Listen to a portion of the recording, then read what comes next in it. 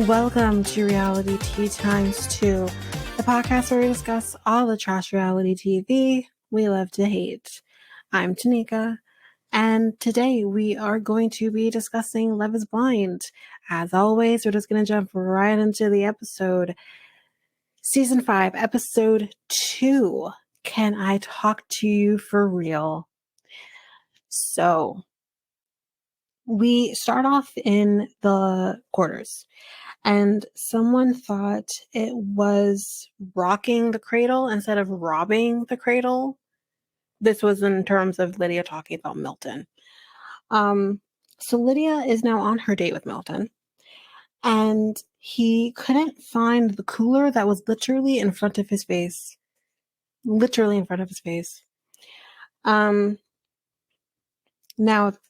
like I said, it was beside him, but she is really in her head about Izzy and the fact that that ended poorly in her mind. He says, "You can tell me about it." And she starts crying. And she says, "I crave to be loved for who I am." Beautifully said. He says, "You are worthy of being loved." And he thinks that she is a great person.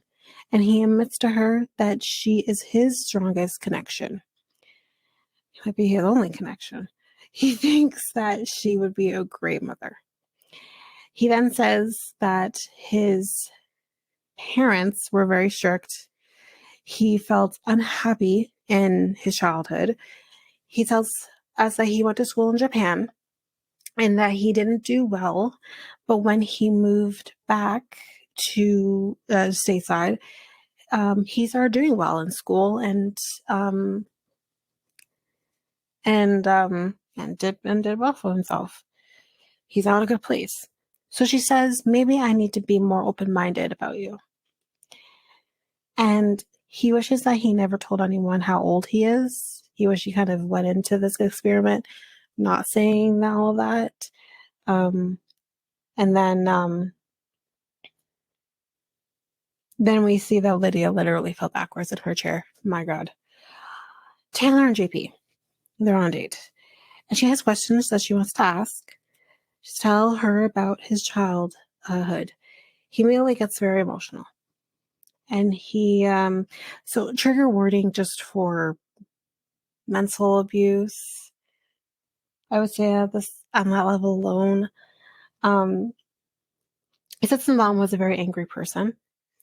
He says it's good now, but she would take her anger out a lot on his sister. And, well, baby sisters. I can't remember if he only has one sister, but it would get to a point where she would wake up and just throw things at them, yell at them, trash things. Like, it was not a good situation. And when she would leave, he would go and he would comfort them. It's very sweet. He thinks that it might have been because of her relationship with his dad. She was overprotective, and that was maybe her way of trying to protect her children. Yeah, it just wasn't the right way of doing things. She says parents make mistakes, and we watch and we learn from them, and we get rid of the bad stuff that we learn, and we take the good with us. And again, beautifully put. He asks, what is one thing you regret not saying? And she says, "I regret saying that I love you, or regret not saying that I love you." And he then says, "I love you too."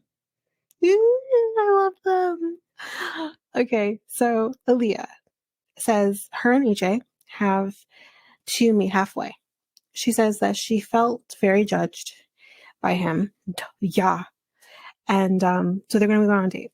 She says that, "I want to be able to not feel judged." And she says that she tells him that she felt judged. She felt like she wasn't worthy of him. And then he says, "Did I say?" Kind of condescending.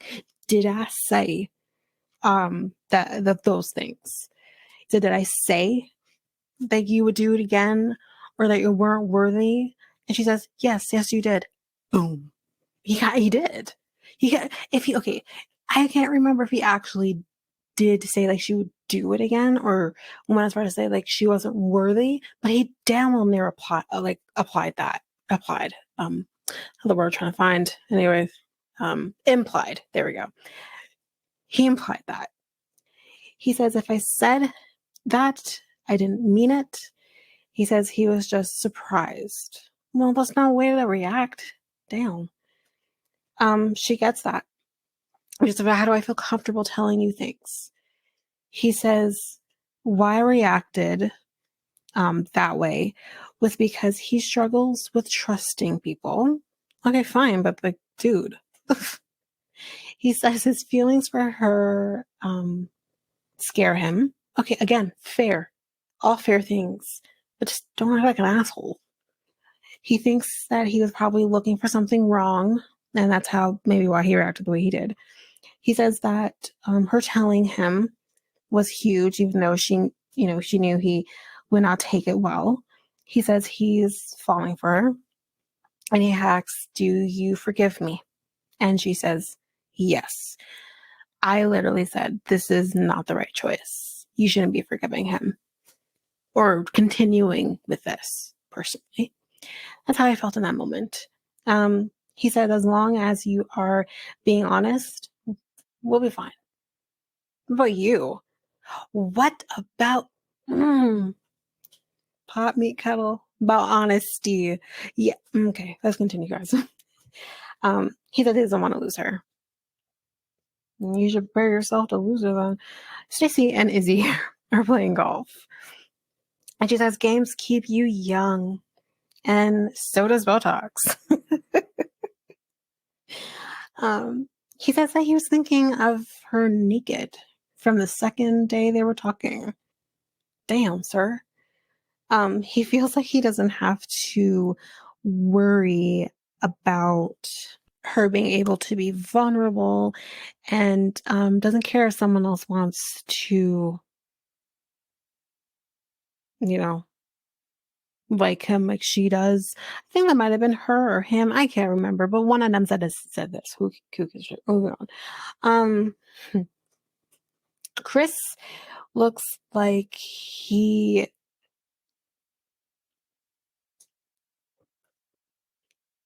I see what I said here. I said that Chris looks like the guy from the Cutie situation. I can't remember his name for the life of Cole. That's it. He looks like Cole. Am I the only one? I gotta tell you this. He looks like Cole. Once I saw it, I couldn't unsee it. Moving on. Anyway, Chris. He's going on a date with Johnny.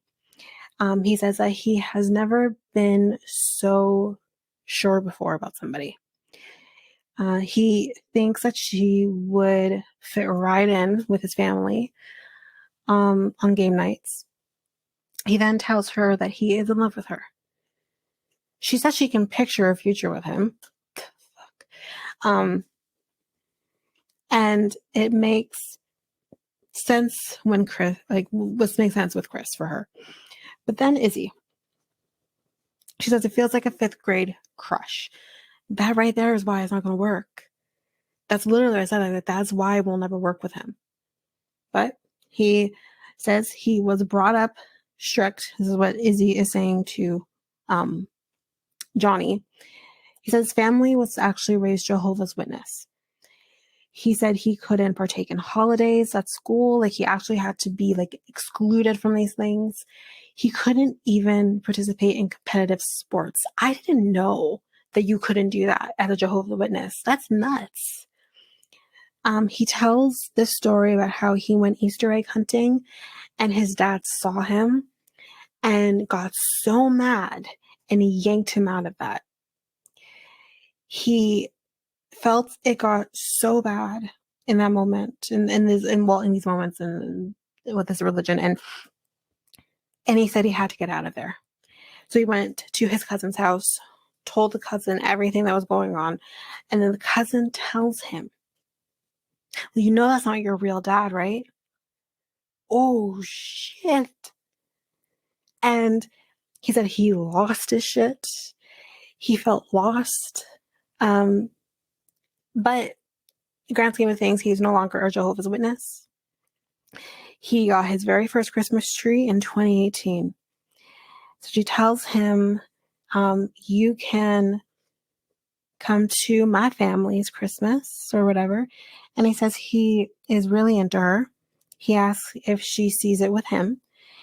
And she says, with the other connection that I have, it feels more like a friendship. And then she says, it's you. And it seems like he was excited here, but at the same time, it also was very fleeting. His excitement that he kind of had in his face. Anyway, so Taylor and JP, they're on a date, and we can see he is literally about to propose to her. And then he gets down on a knee and he asks her, will you marry me? And she says, yes. They love each other, and they are going to love each other forever. I love them. So Chris feels like Johnny is the one. So they're going to be going on a date. She says that she thinks it's easy with him. And she kind of had to analyze like where she is at. And she feels emotionally she has a stronger connection with somebody else. So this is what she says to him. He tells her he appreciates it. He enjoyed the time with her that he had. And he thinks that she is a incredible person. She hopes that he finds what he's looking for in here, but he won't, you know. Anyway, he tells her she doesn't need to stay in the pod anymore, and she leaves, and he stays in there, and he kind of starts crying, and he says that he did feel confident about Johnny, so it's unfortunate. So then Johnny and Izzy have a date. She tells him she can't see it. She tells him that she cut it off with guy number 2, aka Chris. He says, yeah, I heard. He says, I wasn't there when it happened, but I heard. And she tells him he was the safer option for her. And she says that he is the only one. She says, Izzy. Complete silence on his end. He says he is insecure from his ex-fiance. She says that she just doesn't want to feel like the damaged one. She then asks if he has addiction issues. Weird fucking question to be asking. But no, he doesn't. The reason she says that she asked this is because her longest relationship that she had there was addiction issues involved in that. She says they did break up. But fast forward, she's getting a message from some girl, or a call from some girl, and this person tells her that her ex had died of an overdose. That's when things got rocky with her and her ex-husband. So she was in love with that ex, the guy who OD'd, who is not her ex-husband. She then says her ex-husband was more of a rebound. For fuck's sakes, you don't marry a rebound. You shouldn't be marrying a rebound, I guess. But she says she wants to be here. She says she is in love before she gets into a relationship. Like, that's what she wants. She wants to make sure she's in love before she gets into a relationship. She said all of this happened 7 years ago. His body language right now is speaking volumes. She says that she just doesn't want to have any regrets. He respects that. And then she says that he's quiet, because he is very quiet. He says, I'm just processing everything. And he does say that it worries him that she feels like she doesn't, that worries him. She feels like he just doesn't want to talk about it. And he just feels really caught off guard, he says. I think he was looking for a reason. Anyway, and he found it. She says he was not a good partner to her, but she still loved him. That don't make no sense. She does think that she's capable of falling in love again. And he says that, listen, I'm not judging, but he felt he should have known this before.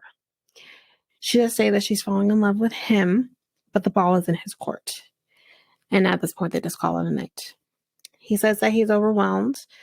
He says that the past matters, but it's not influencing him. Okay. She does say to him, if it's not me, that's fine. The fuck it is. But you are it for me. She goes back to her quarters and says that I let go of someone who truly cares. And in this case, she's talking about Chris. She says if he chooses Stacy, he won't be happy. And she says that he will regret it. So then that's kind of it with that. We just kind of see the crazy a little bit coming out of Johnny a little bit. And that's also crazy. I don't like that word. I keep saying I don't like that. But we're getting the shrew her here, and it's not looking good. Anyway, then we see Taylor is, getting ready for her meeting with JP. And there they are in front of the doors. Then the lights turn on. Then we have the silhouettes. And then the doors open. And that is the end of episode 2 of Love is Blind. So we'll jump into how that meeting goes for the both of them. But that is it for episode 2. So we'll get into episode 3 in just a little bit. But that is the end of this episode. So if you like what you heard, please share Reality Tea x2 with everyone in your life. That's going to help with our growth. And we really want to grow this podcast. Another way you can grow it is by also rating and reviewing us on either Apple Podcasts or Spotify. The links to those podcast links to the Spotify and Apple Podcasts will be in the show notes. Also, you can find us on any of your favorite podcast apps, but if there's an app that you don't see us on, that you want to see us on, please let me know and I can get that up on that podcast app. If you are an avid YouTube user, you can listen to this podcast on YouTube by going to Reality Tea x2. If you want to connect with us, you can do so by connecting with us on either Facebook at Reality Tea x2 or Instagram and Threads at Reality Tea x2 podcast. You can also email us. We would love to hear from you. Also, if you want to guest on the podcast at some point, whether we talk about your favorite show or just get to know each other, you can email us at realitytea x2@hotmail.com and you can make that request and we can talk and we can figure that out. So you can email us at that email. We have a new website where you can get links to everything. You can get links to our Facebook page, Instagram page, Threads, Spotify, Apple Podcasts, everything your heart's desire, as well as we do now have a Discord. So you can follow us and talk to us on the Discord app. You can get all of that information at the website, and the website is www.solo.to/reality x2. I also have a new podcast with my friend Mikkel called Next Take Podcast, and you can either listen to us at YouTube at the link that's going to be in the show notes. I believe that is Next Take Podcast, and you can also go to our website. There you can have all the links to all of our social medias, email, everything. Our episodes as well will be at the website, which is www.solo.to/next take podcast. All of the information, everything that I have just said, will be in our show notes. Well, that's it for now, guys. Thanks. Bye.